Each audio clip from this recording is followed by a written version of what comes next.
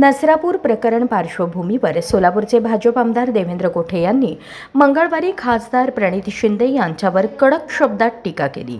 माध्यमांशी संवाद साधताना त्यांनी शिंदे यांच्या वक्तव्यांचा समाचार घेतला। सोलापूरला तब्बल 60 वर्षांनंतर शासकीय अभियांत्रिकी महाविद्यालय मिळाल्याबद्दल बोलताना कोठे यांनी मुख्यमंत्री देवेंद्र फडणवीस, पालकमंत्री जयकुमार गोरे आणि चंद्रकांत पाटील यांचे आभार मानले। दरम्यान सोलापुरातील कायदा व सुव्यवस्थेच्या मुद्द्यावरून प्रणिती शिंदे यांनी गृहमंत्री फडणवीस यांच्या राजीनाम्याची मागणी केली होती। या मागणीवर प्रतिक्रिया देताना कोठे यांनी शिंदे यांच्यावर टीका करत ते केवळ टीआरपी आणि प्रसिद्धीसाठी मुख्यमंत्री व पंतप्रधानांवर टीका करत असल्याचा आरोप केला। पात्रता नसताना मोठ्या नेत्यांवर टीका केली जाते असे म्हणत तरी शिंदे यांच्या भूमिकेवर तीव्र शब्दात नाराजी व्यक्त केली। सोलापूरकरांची 60 वर्षाची प्रतीक्षा संपलेली आहे। 1966 पासून सर्व सोलापूरकर अभियांत्रिकी महाविद्यालयाची वाट पाहत होते। वास्तविक पाहता त्यावेळेस आपल्याला मंजूर झालेलं अभियांत्रिकी महाविद्यालय हे कराडला हलवण्यात आलं होतं।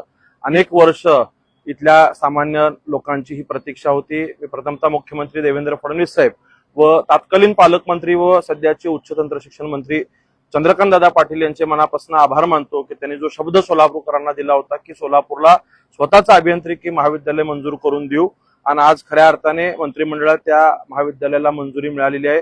लातूर पॅटर्न प्रमाणेच यंदाच्या वर्षी 3 विषयांचं या ठिकाणी सुरुवात होतोय आणि विशेष करून मुख्यमंत्री देवेंद्र फडणवीस साहेबांची स्पष्ट सूचना होती की सोलापूरकरात मध्ये मोठ्या प्रमाणात कामगार वर्ग आणि कष्टकरी वर्ग असल्यामुळं तंत्रनिकेतन विद्यालय सुरू ठेवूनच या महाविद्यालय या ठिकाणी मंजुरी देण्यात यावी, आणि त्याच अनुषंगाने सोलापूरच्या सध्या चालू असलेल्या तंत्रनिकेतनच्या जागेत जी 34 एकर जागा आहे त्या ठिकाणी ह्या अभियांत्रिकी महाविद्यालयाला मंजुरी मिळाली आहे। सोलापूरचे विद्यमान पालकमंत्री आदरणीय जयकुमार गोरे भाऊ सुद्धा सातत्याने यासाठी पाठपुरावा करत होते। अनेक वेळा मी देखील अधिवेशनात याबाबत बोललोय। मुख्यमंत्री साहेबांनी कार्यवाही करण्याचे आदेश प्रधान सचिवांना दिले होते। कालच्याच अधिवेशनामध्ये चंद्रकांत दादांनी सुद्धा त्याबाबतचे भूमिका स्वतः मुख्यमंत्री महोदयांनी अधिवेशनात सांगितलं होतं की याच वर्षी आम्ही सोलापूरचं हे कॉलेज सुरू करू। अगदी मागच्या आठवड्यात सोलापूरला कृतज्ञता मेळाव्याला आल्यानंतरही साहेबांनी शब्द दिला होता। शब्दपूर्ती करणारा एक आश्वासक नेतृत्व जे महाराष्ट्राला लाभलेलं आहे यासाठी मी देवेंद्र फडणवीस साहेबांचा आभार मानतो की हे काही छोटं काम नाही, फार मोठं आहे। म्हणजे जवळपास 60 वर्ष आम्हाला यासाठी प्रतीक्षा करावी लागली आणि अनेक पिढ्यांचा आशीर्वाद मला वाटतं मुख्यमंत्री देवेंद्र फडणवीस साहेबांना या माध्यमातून लाभणार आहे। कष्टकरी कामगार वर्गांचे पाल्य आता चांगलं मोठं इंजिनिअरिंगचं शिक्षण सोलापूर शहरात घेऊ शकणार। नसरापूर घटनेचा प्रथमतः आपण सगळ्यांनी निषेध केलेला आहे। स्वतः राज्याचे मुख्यमंत्री फडणवीस साहेबांनी याबाबत संवेदनशीलपणे भूमिका मांडलेली आहे।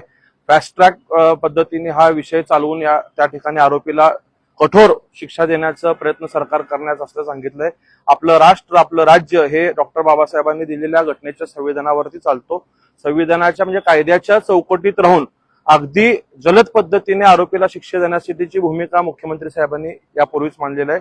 मला कुठेतरी प्रणिती शिंदे आदरणीय प्रणितीताईंची क्यू येते त्यांच्या बुद्धिमत्तेची। त्या आमदारच्या खासदार झाल्या, त्यांची राजकीय वाढ झाली, परंतु बुद्धीची वाढ कुठेतरी होताना दिसत नाहीये। आदरणीय सुशीलकुमार शिंदे साहेब सुद्धा या देशाचे गृहमंत्री होते। त्यांच्या कार्यकाळात सुद्धा देशात अनेक अनिष्ट घटना घडल्या, त्यावेळेस याच ते आमदार सुद्धा होता। त्यावेळेस त्यांनी अशा पद्धतीचं राजीनामा आपल्या वडिलांना किंवा संबंधित नेतृत्वाला त्यावेळेस मागितलेला आहे का?